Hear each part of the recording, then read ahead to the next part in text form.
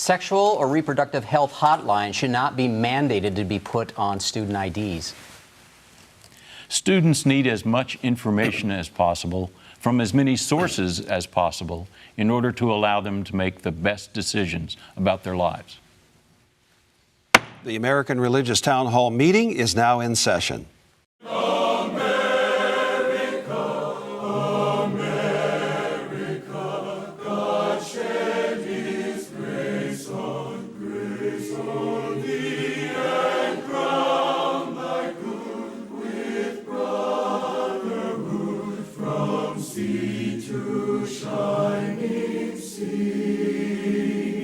Welcome, friends, to the American Religious Town Hall meeting, where the discussion of religious, political, and social issues is meant to promote the cause of religious freedom and to help us better understand each other. And now, here's your host and moderator, Pastor Jerry Lutz. Thank you, and welcome to the American Religious Town Hall meeting. I'm so very glad you've joined us for today's discussion, a timely one, if you will. But before we get into the discussion, I'd like for you to meet all of our panelists. Let's begin with the gentleman to my right. My name is Mel Robeck. I'm Senior Professor of Church History and Ecumenics at Fuller Theological Seminary, where I also act as Special Assistant to the President for Ecumenical Relations. I'm also an Assemblies of God minister. Hi, I'm Tony Matthews, and I serve as Senior Pastor at North Garland Baptist Fellowship in Garland, Texas. I'm Andrea Luxton. I'm President of Andrews University in Berrien Springs, Michigan, which is affiliated with the Seventh-day Adventist Church. I'm Bishop Michael Olson, and I serve as the Bishop of the Roman Catholic Diocese of Fort Worth, Texas. Hi, I'm Carl Troval. I'm the Richard J. Ninda Professor of Lutheran Identity and Mission at Concordia University in Austin, Texas, which is affiliated with the Lutheran Church Missouri Synod. Hi, I'm Tom Plumley. I'm a minister in the Christian Church Disciples of Christ. I serve as Senior Minister at First Christian Church, Fort Worth, Texas. Well, thank you everyone for being here today, and thank you for joining us for today's program. The opening remarks actually refer to something that is happening in California. Specifically, in March of 2019, California Assemblyman Jesse Gabriel introduced a bill, AB 624, that would require the phone number of a sexual or reproductive health hotline to be included on every student ID card for students between the ages of 12 and 24 in the state of California. California already has a law mandating that the National Suicide Hotline phone number be put on the reverse of every 7th through 12th grade public and private school ID card. This new bill adds more hotline numbers to that requirement, namely the National Sexual Assault Hotline and the National Domestic Violence Hotline, in addition to the Sexual or Reproductive Health Hotline. Arguably, the most controversial part of AB 624 is the bill's scope, which makes the hotline required to be printed on student IDs issued by all public middle and high schools, public universities, as well as private educational institutions in California, including faith-based schools. Some legal experts argue the unconstitutionality of this legislation because it increases government entanglement in religion and religiously based schools, undermining the free exercise of religion, especially for those who oppose elective abortion. Writes attorney Dean Broyles with the National Center for Law and Policy, quote, "This is government-compelled speech, which targets and burdens religious free exercise," close quote. Today, I'd like to hear from our panelists on this subject, beyond what we heard in the opening comments, and there are three questions I'd like for them to answer. First of all, are there any legitimate reasons for including hotline numbers on student IDs? Second question, should the government coerce the inclusion of any type of hotline number on private school student IDs? And then finally, what about hotlines that might offer advice that is morally objectionable to students or their parents? Those are the questions I'd like our panelists to consider. Let's begin by going back to those who helped us with our opening statements. And Dr. Troval, welcome to the program. Tell us more of your thoughts on the subject. Sure. I think, first of all, there's good intent involved in people wanting to provide information to students at all ages for issues that are of deep concern to students. And in fact, we do have problems with assault and suicide, any number of these. What's concerning to me is, first of all, the scope of this legislation. And I think the second is the political and religious controversy that certain numbers would have. First of all, the scope. When you have sexual or reproductive health hotlines on a 12-year-old's ID card, even as a parent, I have a little bit of concern for that. I understand perhaps for university students why that might be a possibility. I get that scope, but then also to include private organizations who have explicit commitments in opposition to elective abortion, that seems to me to be pushing it. I think the other piece, the political nature of it is also interesting. No one's against sexual assault. No one's against. Everyone is, against suicide. There are certain things that we can all kind of universally agree these are good things to have, but. I was thinking about the possibility of, since one way to protect yourself from assault is to have a weapon, and so maybe it'd be good to have an NRA number on a student ID card. And I know that's getting ridiculous, but my point is that you start bringing in these very controversial issues and put them on everyone's ID card. That just creates more problems than it solves. And what size ID card are we to have? Well, fair enough. Yeah. Well, How anyway, many numbers are we going to have? Thank you. Let's go to Reverend Plumley and your thoughts on the subject. You began with an opening statement. Tell us some more. Sure. I'm not tied to the idea of having things on student IDs. I think that's a convenient place for students to get information. I think that it is important that these hotline numbers that are mandated by this bill are on there.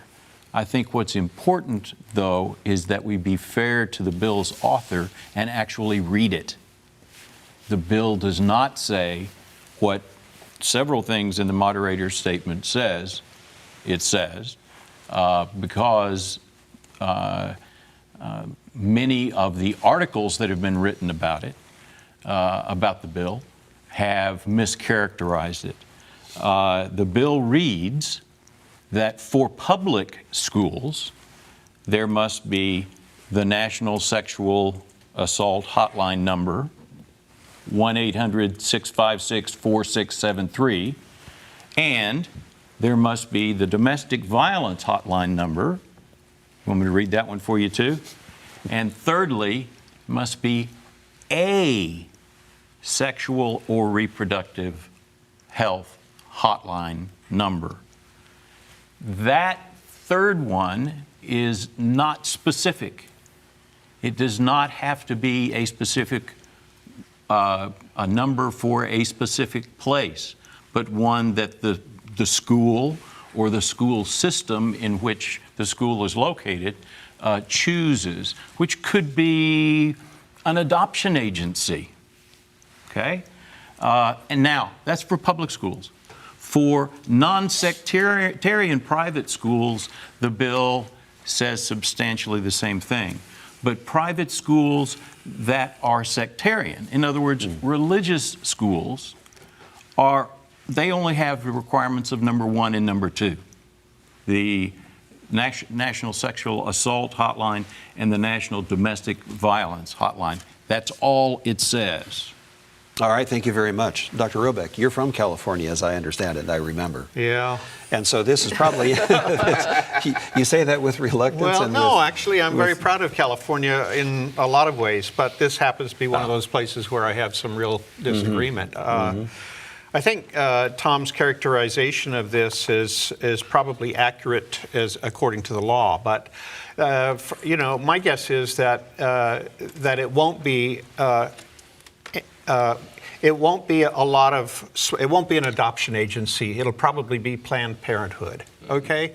And my children, if I have children at that age, I look at them and say, I don't think that's in their best interest of them as individuals, nor do I think it's in the best interest of them as part of my family. I have certain values, I have certain expectations. I want to teach my children about sexuality. Sex is a good thing. God created it. God said, go enjoy it, proliferate the earth, and we've done that. But we've also devastated the whole idea of sexuality in all of the various forms that we've decided to do.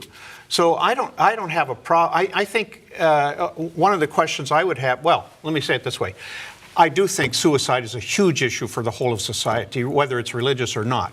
I also think that physical abuse is also a very important thing that everybody needs to be sure. I wonder why there's nothing here about drugs. Is there a drug abuse hotline or something like that? That would make much more sense than I think the sexual hotline.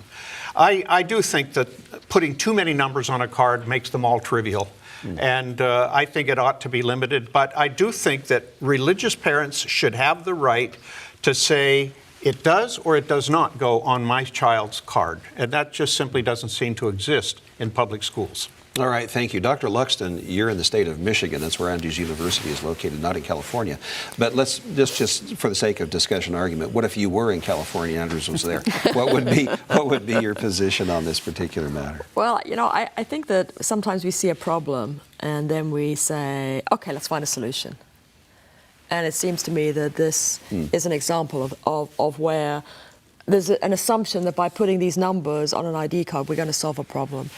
And what is the real problem? And it's just when you look at the statistics, the changes in the response of this age group, I mean, the growth in anxiety, the growth in depression, the growth in suicidal ideation is huge. I mean, there's just a dramatic increase that's happened over the years. And I think that by multiplying the issues here, we actually complicate. I would rather see us have a system in California and elsewhere where there is one hotline, especially for the minority age children, where they can get help. You want help? This is where you go. And then you have someone there who's trained to actually help identify where to help that individual get the specific help they need. Almost like a 911? Yeah, almost like a 911 for kids. Just say 911, whatever it is, this is where to go, and then you can get support and help that you need. I mean, I do agree also with Mel that this is not just a public-private faith-based school issue. It is about families who are faith-based who may have their children in public schools. All right. So I think that's a whole other issue. But I just think we're getting way too complicated here. Thank you, Bishop Olson. It's a very good discussion. I'm not so sure it has to be limited to faith-based, because I think just people with right reason could agree that 12-year-olds should not be having sex. And I think parents have a responsibility, and even when they don't do that, then it's time for the state to step in on an emergency basis, but to regularly and through law replace the responsibility of parents is a very dangerous way to live. Reproductive health is a euphemism for Planned Parenthood. And frankly, it is serving an agenda to make decisions that they should not be making at that time. And what is a possible decision soon becomes, and a wrong decision soon becomes, an expected decision. And somehow it changes the culture that way. The primary unit in society really is the family. With all its dysfunction, with all its brokenness, it's still the family and not the individual, especially individuals who we agree in other matters cannot give consent. I mean, you can't give a child an aspirin without a note from a parent, and now we're going to give them a hotline for contraception or abortifacients? I think that's a very bad idea. Dr. Matthews, you're nodding in agreement. I couldn't agree more with Bishop Michael. Wow, 12 years old, that's really interesting. And when I read this, I said, wow, it does not, in my mind, have to do with faith-based or only, but it involves just families. I thought about the movie Air Force One when Glenn Close and Harrison Ford were in that movie, and Harrison Ford played President James Marshall, and Glenn Close played Vice President Catherine Bennett, and they were at a crisis. And the president asked the vice president, basically, hey, he said, Catherine, if you give a mouse a cookie, and she answered and said, it's going to want a glass of milk. This is a stretch. The scope, they've already had a law in place that provided for suicide, which I think we all agree to, but to have these other numbers on there, to me it smells like I'm not going to be as kind as Carl was. I don't know if their intentions were good or not. I think they're intentionally stretching and reaching to foster their social agenda. So, Dr. Robick, perhaps the Assemblyman and his constituents are behind this, do you think, for good purpose, good intents? It seems that the impression that we're getting here, the division is it really a well-intended, or is there another agenda behind this? Well, I'm not one that can say yes or no that it's well-intended or not well-intended, because I don't know this Assemblyman. However, knowing California politics the way I see it, which is dominated with a supermajority of one party over against another party, and that other party tends to be more conservative than the party in power, there's always this tendency, at least in a number of recent bills and so forth, to dominate in a way that is not fair to the whole of the state. I think it's a very partisan sort of an approach to a problem that I think is less extensive than they think it is. Well, I don't think they think it's extensive. I just think it's a way to get back at certain other people.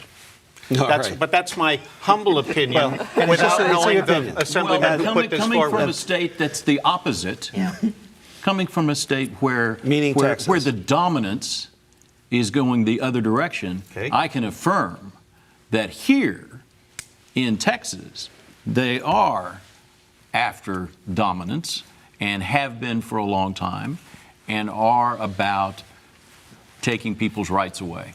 And I would question the presumption that a parent should always be the person that's making the decision for what their child sees. Always. For a 12-year-old? Always. For a Always. for a Because 12-year-old? sometimes the parent is the one that's doing the abusing. Sometimes the parent is the one that's gotten the kid pregnant. Yeah. Sometimes the parent is the problem. Yeah. All right, Dr. Luxton, and then we'll come over to Dr. Matthews, and I think Bishop very quickly. Sometimes the parent is the problem, but I think it's difficult when we start putting whole policies into place for situations where there are issues. We need to deal with that in another way. From an education point of view, I think educators as a whole get tired of the fact that a political party comes in and kind of can use education in order to further some agenda, and it's almost like they have to do something new to make their point. And so education systems get thrown this way and then they get pushed this way, and to me this is an attempt to solve a real genuine situation. I mean, we do have issues among this age group now that have not existed in the past, but I'm not sure. I think this is an easy solution, attempted solution that actually won't solve the deeper problems. Hey, Dr. Matthews, what do you think Yeah, about this that? is for all of us. I know Tom mentioned earlier that on the part of the bill says that for a sexual or reproduction health a hotline. It's for sexual and reproduction matters, which is, I see that different as from abuse. Yes. And my question would be,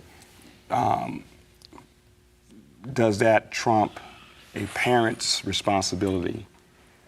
Should we rely on the 12-year-old that is not being abused, is not suicidal, to make a good decision on how to use a sexual reproduction hotline number? So I think there's a distinction between the abuse, and we know that's a tragic thing, but you got a lot of kids out there, 12, 13-year-olds, who are just everyday kids, and you're going to give them a number on sexual reproduction. I think it's just a stretch. Bishop, hold on just a second. Bishop Olson, what do you think? I think that there are grave abuses that do happen within parental families, and precisely to keep them from becoming the norm, we have to have standards that will foster good parenting, good healthy family life, that doesn't promote sexual activity among adolescents, whereby they become more prone to be victimized. All right, Reverend Plumley. It does not promote sexual activity to teach kids the facts about sexual activity and to teach them that if they've had a problem, if they found themselves in some difficult position, there are ways to help There are agencies that are there to help. There are, the society has ways that you can get out of the problem. Dr. Choval, you want to weigh in here? I'll weigh in on the closing comment. I really, And we've at got this about 10, 15 seconds. Well, I mean, I think we have more problems than just simply 911 issues. We have mental health crisis in the United States, and we do need to come to grapple with that question. And the hotline might be a possibility. One hotline. All right. One hotline. All right, that's all the time we have for this segment. We're going to be back in just a few moments.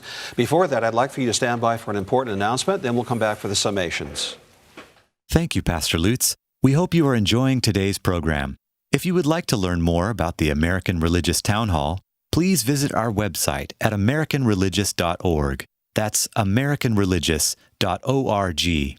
There you can read about the mission and history of the program, learn about the Town Hall estates, and view past programs by clicking the appropriate menu buttons. Each week, Pastor Lutz looks forward to receiving your letters. You may write to him at the address shown on your screen. Send your letters to Pastor Jerry Lutz, American Religious Town Hall Meeting, P.O. Box 180118, Dallas, Texas 75218. That's Pastor Jerry Lutz, American Religious Town Hall Meeting, P.O. Box 180118, Dallas, Texas 75218. Thank you for writing, and thank you for watching. And now, back to you, Pastor Lutz, and today's closing statements. Welcome back. I do look forward to hearing from you. We get some great ideas and suggestions from viewers just like you about topics and subjects to discuss here on the program. Let us know what you think, and do visit the website as Mark suggested. A lot of interesting things there for you to see and for you to learn. Let's go to our summations now. Let's begin with the gentleman to my right. Dr. Robick, you're first. Yeah, this is not an easy one for me. I mean, I have to say that as a religious person, as a Christian person, as a conservative person, I don't think this is a good bill. I think it ought to be stopped at this point. If there were a hotline, I wonder who would be staffing that hotline. I wonder what kinds of answers they would be expected to give. I worry about any hotline that takes the parent out of the mix. If a child wants an abortion, or if the child wants birth control and the parents have already spoken on that issue, then I think that's an inappropriate use of a hotline. So I think there are a variety of reasons not to do it. Although, as I said, I think there are some things that need to be addressed, such as suicide and physical abuse, and perhaps drug abuse as well. All right, thank you. Dr. Luxton, your summation, please. No, I think we just need to take a breath, step back, and look at what the issues are. What are the problems? What are the number 3, 4 problems that this age group are facing? And how can we be responsive to making sure they get the support they need? I feel like in this way, the politicians have almost taken over and said, this is how we do it, right? I'm not sure that the solution fits the problem. I think we need to think about it a lot more carefully and involve people who are close to the ground with working with these types of individuals. When I talk about one hotline, I still think that's a great idea, and I think it would be with individuals who are used to working with this, in counseling with this age group of children. All right, thank you, and for your input today. Now, Dr. Choval, your summation, please. I want to say thank you to Tom, because I appreciate you digging into the bill and looking at what the specific language is, first of all, because that is helpful clarification. Yeah. I think the other thing is that the problem that you're raising, that there are a lot of kids out there who are alone. They don't have anyone they can turn to. Their parents are precisely the problem, and there does need to be something in our society, in our culture, where people can go for safe and good information, particularly about sexual reproduction. I mean, that clearly people don't understand it, and so what am I saying? I'm saying that what I'm saying is I appreciate you pushing, because I see what you're saying, and I wrestle with that. How can we do that? All right, thank you. Now, Reverend Plumley, your summation. Thank you. It could be that it's just too close to home for me, but it is. One of the things that we haven't said is that we don't know what this bill looks like in its final form. The author of the bill has been willing to bend on some of the requirements as they affect kids K through 12. Okay. So we don't know what California finally will come up with. I would simply state again that students need as much information as possible from as many sources as possible. If we want to put them on billboards or bus stop benches or wherever, student IDs, the delivery mechanism is not the important thing. The information is the important thing. All right, thank you very much. Bishop Olson, your summation, please. It's a challenge before us because we always end up recognizing that we can't divorce sexuality and its values from issues like reproduction and procreation. That sexuality, by definition, involves vulnerability, which involves courage to protect. And especially it involves nurturing, mentoring, and fostering in areas of values that are based in facts, but also based in the higher goals of human interaction, human behavior, so that people, especially the vulnerable, can be protected. As well as sexual advice has to move beyond just beyond technical counsel.